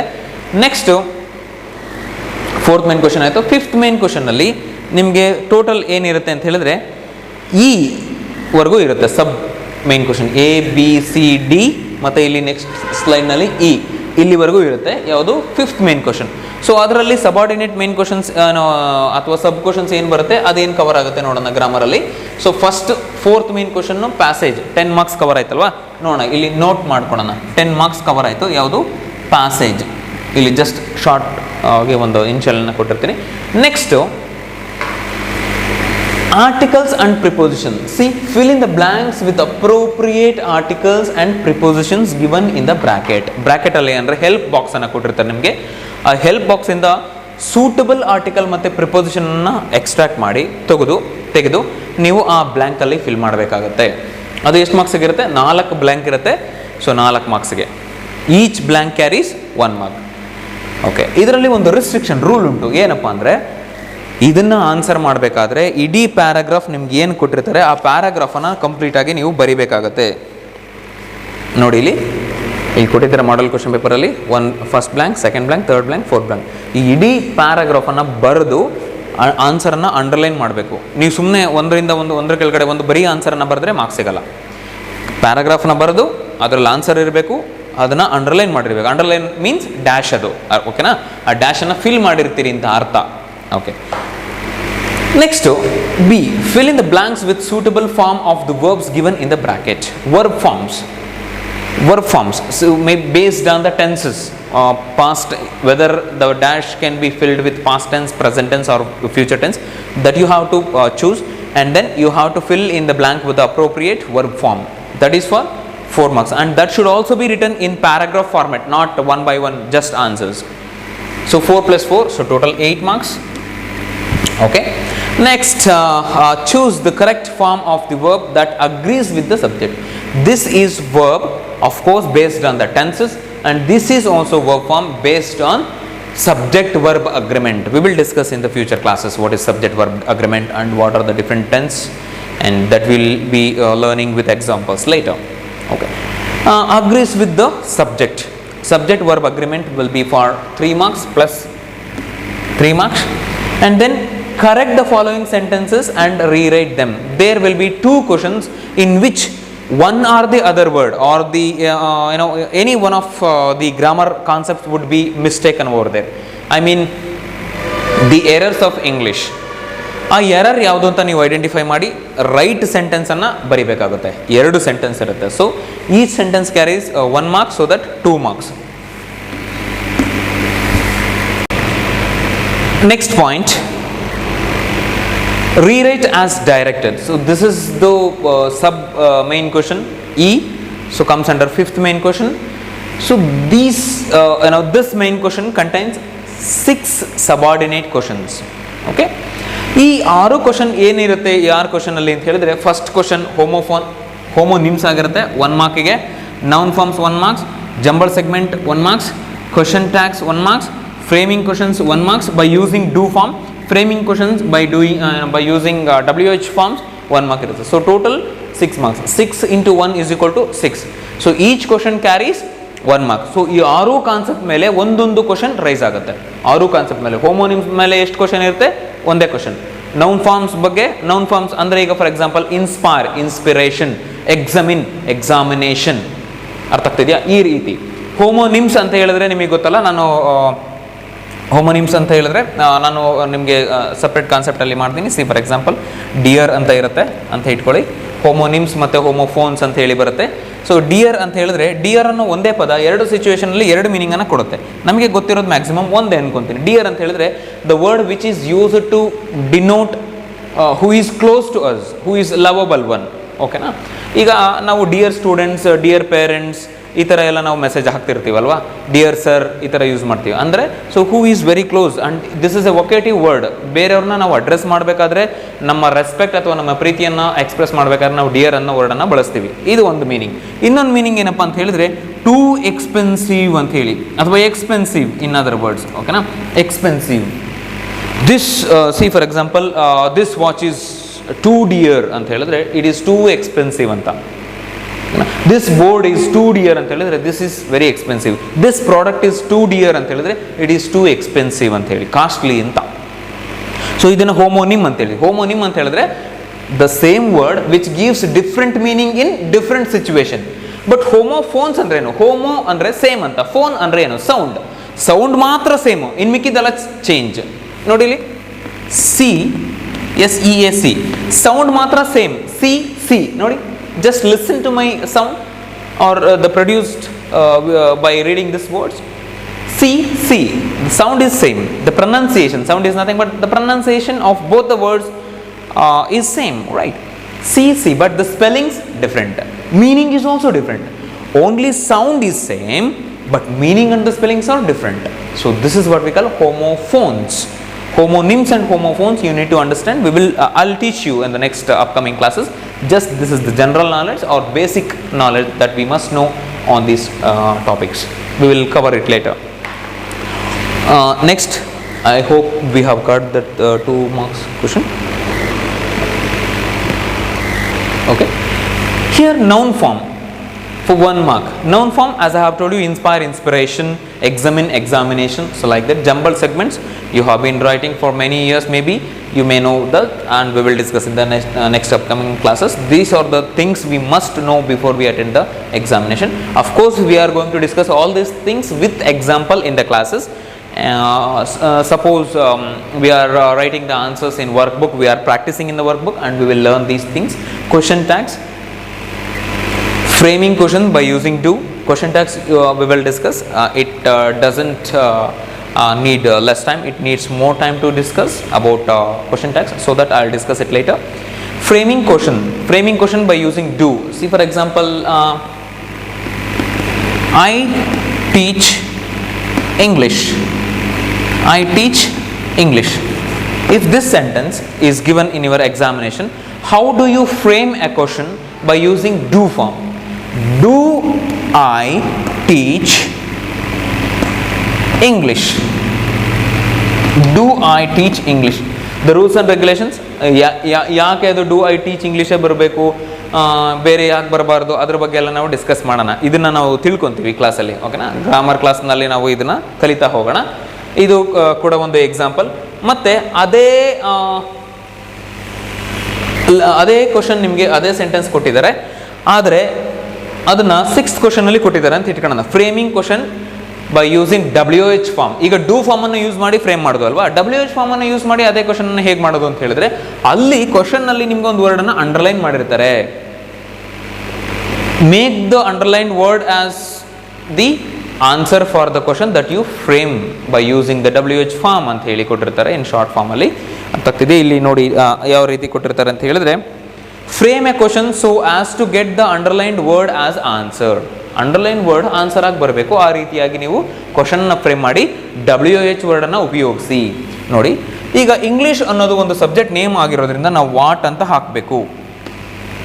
ಇಲ್ಲಿ ಏನಾದರೂ ಐ ಟೀಚ್ ಸ್ಟೂಡೆಂಟ್ಸ್ ಅಂತ ಇತ್ತು ಅಂತ ಇಟ್ಕೊಳ್ಳಿ, ಐ ಟೀಚ್ ಸ್ಟೂಡೆಂಟ್ಸ್ ಅಂತ ಇತ್ತು, ಆಗ ಸ್ಟೂಡೆಂಟ್ಸ್ ಅನ್ನೋ ವರ್ಡನ್ನು ಅಂಡರ್ಲೈನ್ ಮಾಡಿದರು, ಅಲ್ಲಿ ಹೂ ಅಂತ ಬರುತ್ತೆ. ಓಕೆ, ಅಥವಾ ಹೂಮ್ ಡೂ ಐ ಟೀಚ್ ಅಂತ ಬರುತ್ತೆ. ಇಲ್ಲಿ ವಾಟ್ ಡೂ ಐ ಟೀಚ್ ಅಂತ ಹೇಳಿ. ಓಕೆನಾ, ಸೊ ಇಷ್ಟು ಬರುತ್ತೆ. ಇಲ್ಲಿ ಸರ್ ಡೂ ಫಾರ್ಮು ಬಂತಲ್ಲ ಸರ್, WH ಬಂತಲ್ಲ ಸರ್, ಅದ್ರ ಬಗ್ಗೆ ನೀವೇನು ತಲೆ ಕೆಡಿಸ್ಕೊಂಬೇಡಿ. ಸೊ ಫಸ್ಟು WH ವರ್ಡನ್ನು ಉಪಯೋಗಿಸಿದ್ರೆ ಇಲ್ವಾ ಅನ್ನೋದು ಭಾಳ ಇಂಪಾರ್ಟೆಂಟ್ ಆಗುತ್ತೆ, ಮತ್ತು ಅಂಡರ್ಲೈನ್ಡ್ ವರ್ಡ್ ಆನ್ಸರ್ ಆಗಿ ಬರುತ್ತಾ ಇಲ್ವಾ ಅನ್ನೋದು ಇಂಪಾರ್ಟೆಂಟ್ ಆಗುತ್ತೆ. ಸೊ ನೋಡಿ, ಈಗ ಕ್ವಶನನ್ನು ನೀವೇ ಕೇಳ್ಕೊಂಡು ನೋಡಿ.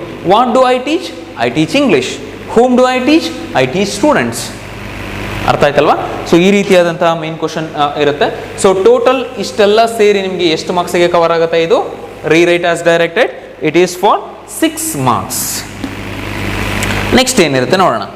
Next, refer to the following table, answer the question set on it ಅಂತ ಹೇಳುತ್ತೆ. ಟೇಬಲ್ ಅಲ್ಲಿ ಏನು ಕೊಟ್ಟಿರ್ತಾರೆ ಅಂತ ಹೇಳಿದ್ರೆ, ಒಂದು TV ಶೆಡ್ಯೂಲನ್ನು ಕೊಟ್ಟಿರ್ತಾರೆ. C for example G Kannada, ಯಾವುದೋ ಒಂದು ಜಿ ಕನ್ನಡ ಚಾನಲ್ ಅಂತ ಕೊಟ್ಟಿರ್ತಾರೆ. ಅದರಲ್ಲಿ 7:15 ಯಾವುದೋ ಒಂದು ಪ್ರೋಗ್ರಾಮ್ ಬರುತ್ತೆ. ನಿಮಗೆ ಗೊತ್ತಿದೆಯಲ್ಲ, ಯಾವುದೋ ಡ್ಯಾನ್ಸ್ ಕರ್ನಾಟಕ ಡ್ಯಾನ್ಸು, ಇನ್ನೊಂದೇನೋ ಸಾರಿಗಮಪನ ಯಾವುದೋ ಒಂದು ಪ್ರೋಗ್ರಾಮ್ ಬರುತ್ತೆ, ಅದಾದಮೇಲೆ ಈ ಪ್ರೋಗ್ರಾಮ್ ಬರುತ್ತೆ, ಅದಾದಮೇಲೆ ಈ ಧಾರಾವಾಹಿ ಬರುತ್ತೆ, ಅಥವಾ ಈ ಸೀರಿಯಲ್ ನೇಮ್ ಏನೋ ಕೊಟ್ಟಿರ್ತಾರೆ, ಆ ಥರ ಶೆಡ್ಯೂಲ್ ಕೊಟ್ಟಿರ್ತಾರೆ. ಕೆಳಗಡೆ ಕ್ವಶನ್ ಕೊಟ್ಟಿರ್ತಾರೆ, ಯಾವ ರೀತಿ ಕೊಟ್ಟಿರ್ತಾರೆ, 7:30ಗೆ ಯಾವ ಪ್ರೋಗ್ರಾಮ್ ಬರುತ್ತೆ ಅಂತ. ಓಕೆ, ಅಲ್ಲಿ ಕೊಟ್ಟಿರೋ ಇನ್ಫಾರ್ಮೇಷನ್ ಟೇಬಲಲ್ಲೇ ನೋಡಿ, ಅದನ್ನು ನೋಡಿಕೊಂಡು ನೀವು ಕ್ವಶನ್ಗೆ ಆನ್ಸರ್ ಮಾಡೋದು. The most easiest main question in your question paper. ಇದನ್ನು ನಾವು ಪಾಠ ಮಾಡ್ದೇ, ಯಾರಿಗೂ ಏನು ಹಿಂಟ್ ಕೊಡ್ದೇ, ಒಂದು 2nd ಸ್ಟ್ಯಾಂಡರ್ಡ್ 3rd ಸ್ಟ್ಯಾಂಡರ್ಡ್ ಸ್ಟೂಡೆಂಟ್ಗೆ if she or he is able to read and understand ಅವ್ರಿಗೆ ಕೊಟ್ಟರೆ ಪಕ್ಕಾ 4ಕ್ಕೆ 4 ಮಾರ್ಕ್ಸನ್ನು ತೊಗೊತಾರೆ. ಅಷ್ಟು ಈಸಿಯಾಗಿರೋಂಥ ಒಂದು ಕ್ವಶನ್. ಅಲ್ಲೇ ಕೊಟ್ಟಿರುವಂಥ TV ಶೆಡ್ಯೂಲನ್ನು ಕೆಳಗಡೆ ಯಾವ್ಯಾವ ಟೈಮಲ್ಲಿ ಏನೇನು ಪ್ರೋಗ್ರಾಮ್ ಬರುತ್ತೆ ಅಂತ ಕೊಟ್ಟಿರ್ತಾರೆ, ಅದನ್ನ ಆನ್ಸರ್ ಮಾಡೋದು. Okay, we will discuss it later in depth. Letter writing 5 marks ಇರುತ್ತೆ, ಫಾರ್ಮಲ್ ಮತ್ತು ಇನ್ಫಾರ್ಮಲ್ ಲೆಟರ್ ನಾವು ಡಿಸ್ಕಸ್ ಮಾಡೋಣ. ಮತ್ತು ನೆಕ್ಸ್ಟ್ 7th ಮೇನ್ ಕ್ವಶನಲ್ಲಿ match the expressions under column A to its corresponding language function under B. ಓಕೆನಾ, under B ಅನ್ನೋದು type ಆಗಿಲ್ಲ, ಅದು ಮಿಸ್ಟೇಕ್ ಆಗಿದೆ. ಸೊ B ಅಂತ ಇಲ್ಲಿ ಅಂಡರ್ಸ್ಟ್ಯಾಂಡ್ ಮಾಡ್ಕೊಳ್ಳಿ. ಸೊ 2 ಕಾಲಮ್ ಇರುತ್ತೆ, A ಮತ್ತು B. A ಕಾಲಮ್ನಲ್ಲಿರುವಂಥ ಎಕ್ಸ್ಪ್ರೆಷನ್ಸ್ಗಳನ್ನು B ಕಾಲಮ್ನಲ್ಲಿರೋ ಲ್ಯಾಂಗ್ವೇಜ್ ಫಂಕ್ಷನ್ ಜೊತೆ ನೀವು ಮ್ಯಾಚಪ್ ಮಾಡಬೇಕಾಗುತ್ತೆ.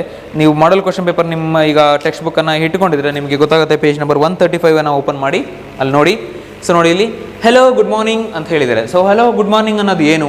ಎಕ್ಸ್ಪ್ರೆಸಿಂಗ್ ಸಿಂಪತಿನ, ಗ್ರೀಟಿಂಗಾ, ಇಂಟ್ರಡ್ಯೂಸಿಂಗಾ, ಎಕ್ಸ್ಪ್ರೆಸಿಂಗ್ ಗ್ರ್ಯಾಟಿಟ್ಯೂಡ್ ಸೆಲೆಕ್ಟ್ ಮಾಡಬೇಕಾ, ಅಥವಾ ಡಿಸ್ಅಗ್ರೀಯಿಂಗ? ಏನನ್ನು ಸೆಲೆಕ್ಟ್ ಮಾಡ್ತೀರಿ? ಹೆಲೋ ಗುಡ್ ಮಾರ್ನಿಂಗ್ ಅಂದರೆ everybody can know that greeting. Shankar this is Mahesh ಅಂತ ಹೇಳಿದ್ರೆ ಏನದು? Introducing. Thank you so much, gratitude, expressing gratitude. What a pity, expressing sympathy. What you say may be right, but something else, right? So disagreeing. So ಈ ಥರದ ಎಕ್ಸ್ಪ್ರೆಷನ್ಸ್ಗಳನ್ನು ನಾವು language function ಜೊತೆ ಮ್ಯಾಚಪ್ ಮಾಡ್ತೀವಿ. ಇದಕ್ಕೆ around ನಮಗೆ 6 to 7 ಕ್ಲಾಸಸ್ ಬೇಕಾಗುತ್ತೆ. ಇನ್ನೂ ಸ್ವಲ್ಪ ಡೀಪಾಗಿ ತಿಳ್ಕೊಳ್ಳೋಣ. ಇದನ್ನು ನೀಟಾಗಿ ನೀವು ಅರ್ಥ ಮಾಡ್ಕೊಂಡ್ರೆ ಅದೇ ಒಂದು ಸ್ಪೋಕನ್ ಇಂಗ್ಲೀಷ್ ಕ್ಲಾಸ್ ಥರ. ಓಕೆ, ಮಾತಾಡೋದು ಹೇಗೆ ಅನ್ನೋದು ಕೂಡ ಕಲಿಬೋದು, ಅದನ್ನು ಬಳಸ್ತಾ ಹೋದರೆ ಅದ್ರ ಬಗ್ಗೆ ನಾವು ತಿಳ್ಕೊಳ್ಳೋಣ. ನೆಕ್ಸ್ಟ್ ಲ್ಯಾಂಗ್ವೇಜ್ ಫಂಕ್ಷನ್ಸ್ ಆಯಿತು, ಅದು 5 ಮಾರ್ಕ್ಸ್ಗೆ ಇರುತ್ತೆ. ಹಿಂದಿಂದ ಯಾವುದಾದ್ರು ನಾವು ಬಿಟ್ಟಿದ್ದೀವ ಕೌಂಟಿಂಗ್ಗೆ. ಓಕೆ, 6 ಮಾರ್ಕ್ಸ್ ಆಯ್ತಲ್ವಾ. ನೆಕ್ಸ್ಟ್ ಇಲ್ಲಿ 4 ಮಾರ್ಕ್ಸ್ ಕೌಂಟಿಂಗ್ ತೊಗೊಳ್ಳೋಣ. ಯಾವುದು? ಇದನ್ನು ಶೆಡ್ಯೂಲನ್ನು ಟೈಮ್ ಶೆಡ್ಯೂಲನ್ನು ಕೊಟ್ಟಿರ್ತಾರೆ. So following table, then answer. Letter writing 5 marks. So match the following 5 marks. Next complete the dialogue writing ಇರುತ್ತೆ. ನಿಮಗೆ ಡೈಲಾಗ್ ರೈಟಿಂಗ್ 2 ಥರ ಇರುತ್ತೆ. ನೋಡಿ, ಇಲ್ಲಿ ನೀವು ನೋಡಬಹುದು, ಇಲ್ಲಿ ಮ್ಯಾಚ್ ದ ಫಾಲೋಯಿಂಗ್ ಆದಮೇಲೆ dialogue writing fill in the blanks ರೀತಿನಲ್ಲಿ ಇರುತ್ತೆ ಒಂದು, ಮತ್ತು ಇನ್ನೊಂದು ಸಿಚುವೇಶನನ್ನು ಕೊಟ್ಟು ನೀವೇ ಡೈಲಾಗನ್ನು ಕ್ರಿಯೇಟ್ ಮಾಡಿ ಅಂತ ಕೊಡ್ತಾರೆ. So so fill in the blank ಬಂದು ನಿಮಗೆ 4 ಮಾರ್ಕ್ಸ್ಗೆ ಇರುತ್ತೆ. ಅದನ್ನು ಹೇಳ್ತೀನಿ, ಅದನ್ನು ಕೂಡ ಪಾಠ ಮಾಡ್ತೀನಿ, ಹೇಳ್ತೀನಿ, ಡಿಸ್ಕಸ್ ಮಾಡೋಣ. ನೆಕ್ಸ್ಟ್ ಡೈಲಾಗ್ ರೈಟಿಂಗ್ ಅಂತ ಹೇಳಿದ್ರೆ ಕ್ರಿಯೇಟಿಂಗ್ ದ ಡೈಲಾಗ್. ಆ ಡೈಲಾಗನ್ನು ಕ್ರಿಯೇಟ್ ಮಾಡ್ಬೇಕಾದ್ರೆ ಏನು ಅಂತ ಹೇಳಿದ್ರೆ, suppose you and your friend will meet in the post office, build a conversation between both the characters ಅಂತ ಕೇಳ್ತಾರೆ. ಸೊ 2 ಕ್ಯಾರೆಕ್ಟರ್ನ ಫಾರ್ ಎಕ್ಸಾಂಪಲ್ ಐ ಅಂತ ಮತ್ತು ನಿಮ್ಮ ಫ್ರೆಂಡ್ ನೇಮನ್ನು ಕ್ರಿಯೇಟ್ ಮಾಡಿಕೊಂಡು ನೀವೇ ಸೆಂಟೆನ್ಸನ್ನು ಬಿಲ್ಡ್ ಮಾಡಬೇಕಾಗುತ್ತೆ. ಸೊ ಮ್ಯಾಕ್ಸಿಮಮ್ ಈಗ for example person A and B, person A and B, person A and B, so ಇಷ್ಟೇ ಕನ್ಸೆಪ್ಟ್ ಮಾಡಬೇಕು. ಅರ್ಥ ಆಗ್ತಿದೆಯಾ? ಸೊ ಪರ್ಸನ್ ಎದು 1, 2, 3 ಡೈಲಾಗ್ಸ್, ಪರ್ಸನ್ ಬಿದು 1, 2, 3 ಡೈಲಾಗ್ಸ್, ಇಷ್ಟೇ ಬರೀಬೇಕು. ಜಾಸ್ತಿ ಪೇಜ್ ಗಟ್ಟಲೆ ಕತೆ ಹೊಡಿಬಾರ್ದು, ಸ್ಟೋರಿ ಬರೀಬಾರ್ದು ಕಂಪ್ಲೀಟು 2-3 ಪೇಜ್ ಎಲ್ಲ. ಅಯ್ಯೋ ನಾನು ಬಂದೆ, ನಾನು ಅಲ್ಲಿ ಮಲಗಿದೆ, ಎಷ್ಟು ಗಂಟೆಗೆ ಎದ್ದೆ, ಏನು ತಿಂದೆ, ಇದೆಲ್ಲ ಡೀಟೇಲಾಗೆಲ್ಲ ಬರೆಯೋಕ್ಕೆ ಹೋಗ್ಬೇಡಿ. ಆ ಸಿಚುವೇಶನ್ ಏನು ಕೊಟ್ಟಿರ್ತಾರೆ, ಆ ಸಿಚುವೇಶನಲ್ಲಿ ಮೇಯ್ನ್ ಕಾನ್ಸೆಪ್ಟ್ ಏನು, ಮೇಯ್ನ್ ಏನನ್ನು ಡಿಸ್ಕಸ್ ಮಾಡಬಹುದು ಅವರಿಬ್ಬರು ಅನ್ನೋದನ್ನ ಗೆಸ್ ಮಾಡಿ ನೀವು ಡೈಲಾಗನ್ನು ಬಿಲ್ಡ್ ಮಾಡಬೇಕಾಗುತ್ತೆ. So this is the complete pattern of see 3 marks dialogue writing. See around if you to count all these, see it would be around exactly 50 marks. 50 marks grammar ನಿಮಗೆ cover ಆಗುತ್ತೆ. ಮುಂದೆ ನೋಡೋಣ. Next ಈಗ ಏನೇನೆಲ್ಲ discuss ಮಾಡೋದು, ಇಷ್ಟು ಆಬ್ಜೆಕ್ಟಿವ್ಸಲ್ಲಿ ಇವತ್ತಿನ ಕ್ಲಾಸ್ನಲ್ಲಿ. First syllabus and exam pattern we have discuss, reflections and article, text book pictures, importance of grammar, C and concentration on basic English. So before you start studying all these articles, tenses and all these things, we will discuss in the regular classes. Before that, you must know types of sentences. We are not discussing types of sentences because this is first PUC. So first PUC ಗೆ ಬಂದಾಗ ನಾವು types of sentences ಅನ್ನ ಅಷ್ಟು basic ನಾಲೆಡ್ಜನ್ನ ಮತ್ತೆ basic ಇಂದ ಬರ್ತಾ ಹೋದರೆ ನಮಗೆ ಕ್ಲಾಸಸ್ ಜಾಸ್ತಿ ಬೇಕಾಗುತ್ತೆ. ಸೊ ಮತ್ತೆ ಈ ಕಾನ್ಸೆಪ್ಟ್ಗಳನ್ನು ನಮಗೆ ಕವರ್ ಮಾಡ್ಲಿಕ್ಕೆ ಆಗಲ್ಲ. ಸೊ ನೀವು ರೆಗ್ಯುಲರ್ ಕ್ಲಾಸ್ಗೆ ಬರೋದಕ್ಕಿಂತ ಮುಂಚೆ ನೀವೇನೆಲ್ಲ ಕಲಿಬೇಕು ಅಂತ ಹೇಳಿದ್ರೆ, ಪಾರ್ಟ್ಸ್ ಆಫ್ ಸ್ಪೀಚ್ ಅಂದರೆ ಏನು, ಸೆಂಟೆನ್ಸ್ ಅಂದರೆ ಏನು, ಫ್ರೇಸ್ ಅಂದರೆ ಏನು, ಕ್ಲಾಸಸ್ ಅಂದರೆ ಏನು, ಟೈಪ್ಸ್ ಆಫ್ ಸೆಂಟೆನ್ಸಸ್ ಏನು, ನೌನ್ ಅಂದರೆ ನೌನ್ ಟೈಪ್ಸ್ ಯಾವ್ದು ಬರುತ್ತೆ, ಅರ್ಥ ಆಗ್ತಿದೆಯಾ? ಕಾಮನ್ ನೌನ್ ಅಂದರೆ ಏನು, ಕಲೆಕ್ಟಿವ್ ನೌನ್ ಅಂದರೆ ಏನು, ಅಬ್ಸ್ಟ್ರಾಕ್ಟ್ ನೌನ್ ಅಂದರೆ ಏನು. ಸೊ ಈ ರೀತಿಯಾದಂಥದ್ದು ಎಲ್ಲದನ್ನು ನೀವು ಟೈಪ್ಸ್ ಆಫ್ ನೌನನ್ನು ತಿಳ್ಕೊಳ್ಳೋದು ಆಗಿರ್ಬೋದು.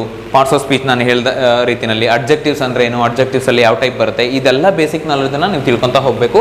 ಯಾಕಂದರೆ ಗ್ರಾಮರ್ ನಿಮಗೆ ಇಂಪಾರ್ಟೆನ್ಸ್ ಆಫ್ ಗ್ರಾಮರಲ್ಲಿ ಹೇಳಬೇಕಂದ್ರೆ ನಿಮಗೆ ಬರೀ ಫಸ್ಟ್ PUC ಸೆಕೆಂಡ್ PUCನಲ್ಲಿ ಮಾತ್ರ ಅಲ್ಲ, ನೀವು ಮುಂದೆ ಓದಬೇಕಾದ್ರೂ ಕೂಡ ಜನರಲ್ ಇಂಗ್ಲೀಷ್ ಅಂತ ಹೇಳಿ ಒಂದು ಸಬ್ಜೆಕ್ಟ್ ಇದ್ದೇ ಇರುತ್ತೆ. ಸೊ ಅದರಲ್ಲಿ ಗ್ರಾಮರ್ ಬರುತ್ತೆ, ಅಲ್ಲಿ ಉಪಯೋಗ ಆಗುತ್ತೆ. ನೆಕ್ಸ್ಟು ಇದಾಯಿತು ಸ್ಪೋಕನ್ ಇಂಗ್ಲೀಷ್ ಮತ್ತು ರಿಟರ್ನ್ ಕಮ್ಯುನಿಕೇಷನಲ್ಲಿ ಏನೇನು ಡಿಫಿಕಲ್ಟೀಸ್ ಇರುತ್ತೆ ಅಂತ ಹೇಳಿದ್ರೆ, ಸೊ ಸ್ಪೋಕನ್ ಇಂಗ್ಲೀಷ್ ಮತ್ತು ರಿಟರ್ನ್ ಇಂಗ್ಲೀಷ್ ಕಮ್ಯುನಿಕೇಷನಲ್ಲಿ ಏನು ಡಿಫಿಕಲ್ಟೀಸ್ ಇರುತ್ತೆ ಅಂತ ಹೇಳಿದ್ರೆ, ನಿಮಗೆ ಕಮ್ಯುನಿಕೇಷನ್ ಸ್ಕಿಲ್ಸ್ 3 ವೀಡಿಯೋಸ್ ಕಳಿಸಿದ್ದೀನಲ್ಲ, ಅದರಲ್ಲೇ ನಾನು ಕವರ್ ಮಾಡಿದ್ದೀನಿ. ಇಲ್ಲಿ ನಾನು ನಿಮಗೆ ಶಾರ್ಟಾಗಿ ಹೇಳ್ತೀನಿ, ಮತ್ತು ಇನ್ನು ಮುಂದೆನೂ ಕೂಡ ಕಮ್ಯುನಿಕೇಷನ್ ಸ್ಕಿಲ್ಸ್ ವೀಡಿಯೋಸ್ನ ಕಂಟಿನ್ಯೂ ಮಾಡಿದಾಗ ಅಲ್ಲಿ ಇನ್ನೂ ಇಂಡೆಪ್ತಾಗಿ ಕಲಿತಾ ಹೋಗ್ತೀವಿ. ಅರ್ಥ ಆಗ್ತಿದೆಯಾ? ಅಲ್ಲಿ ಏನಪ್ಪ ಅಂತ ಹೇಳಿದ್ರೆ, ನೀವು ಮಾತಾಡೋದಕ್ಕೆ ಬೇಕಾಗಿರೋದು ಈ 26 ಅಕ್ಷರಗಳಲ್ಲ, A to Z ಆಲ್ಫಾಬೆಟ್ಸ್ ಏನಿದೆ ಇವನ್ನ ನಾವು ಬರೀ ರೈಟಿಂಗಲ್ಲಿ ಮಾತ್ರ ಬಳಸ್ತೀವಿ. Only A to Z alphabets are used to write only, not to speak. While we are speaking we are not using them. Whether you are writing, ನಮ್ಮ ಬಾಯಿ ಬರಿತಾ ಹೋಗುತ್ತಾ A to Z ಇರುವಂಥ ಆಲ್ಫಾಬೆಟ್ಸನ್ನು? ಇಲ್ಲ. ಸೊ ಇವನ್ನ ಕನ್ವೆನ್ಷನಲ್ ಆಲ್ಫಾಬೆಟ್ಸ್ ಅಂತ ಹೇಳ್ತೀವಿ. ಇನ್ನು ಮಿಕ್ಕಿದ 44 ಆಲ್ಫಾಬೆಟ್ಸ್ ಇದೆ. ಸೊ ಟೋಟಲ್ ಇಂಗ್ಲೀಷ್ನಲ್ಲಿ 70 ಆಲ್ಫಾಬೆಟ್ಸ್ ಇರೋದು. ನಾವು ಬರೀ 26 ಅಕ್ಷರ ಅಷ್ಟೇ ಅಂತ ಅಂದ್ಕೊಂಡಿದ್ದೀವಿ. ಯಾರಾದರೂ ಕೇಳಿದ ತಕ್ಷಣ how many alphabets are there in English ಅಂದ ತಕ್ಷಣ ನಮಗೇನು ಹೇಳ್ತೀವಿ? 26 alphabets A to Z. That is the reason we know how to write, we don't know how to speak. So there are another 44 phonetical alphabets. They are called phonetical alphabets, like vowels, consonants, diphthongs, morphemes and so many. So if you learn that, you will learn how to speak 44 letters. So ಅದಕ್ಕೆ spoken ಮತ್ತು return English completely different. So ಅದನ್ನು ಕೂಡ ನಾವು regular ಕ್ಲಾಸ್ನಲ್ಲಿ ನಾವು discuss ಮಾಡ್ತೀವಿ ಇನ್ನು ಮುಂದೆ. ಮತ್ತು ಇದನ್ನು ಆಲ್ರೆಡಿ ಹೇಳಿದ್ದೀನಿ, ಏನೇನು ಯಾವ ರೀತಿ ಶಾರ್ಟ್ ನೋಟ್ ಮಾಡಿಕೊಂಡು you have to make note of it ಅಂತ ಹೇಳಿ. ಸೊ ಅರ್ಥ ಆಗಿದೆ ಅಂತ ಅಂದ್ಕೊತೀನಿ. ಏನಾದ್ರು ಡೌಟ್ ಇದ್ದರೆ ನೀವು ಬೇರೆ ನಿಮ್ಗೆ ಯಾರು ಕಾಲ್ ಮಾಡ್ತಿರ್ತಾರೆ ಲೆಕ್ಚರರ್ಸ್ನ ಕಾಂಟ್ಯಾಕ್ಟ್ ಮಾಡಿ, ನಾವು ಇಂಗ್ಲೀಷ್ ಲೆಕ್ಚರರ್ ಹತ್ರ ಮಾತಾಡಬೇಕಂತ ಕೇಳ್ಕೊಳ್ಳಿ, ಅವ್ರು ಕಾಂಟ್ಯಾಕ್ಟ್ ಮಾಡ್ತಾರೆ. ಸೊ ಅಥವಾ ನೀವು if you can directly contact me, you can contact me, or else if you are coming to the college, that would be very fine enough to discuss whatever the doubts you will you may have regarding this video or the entire academic year. I hope you have understood. Thank you very much. Bye bye. We will see you in the next class. Thank you.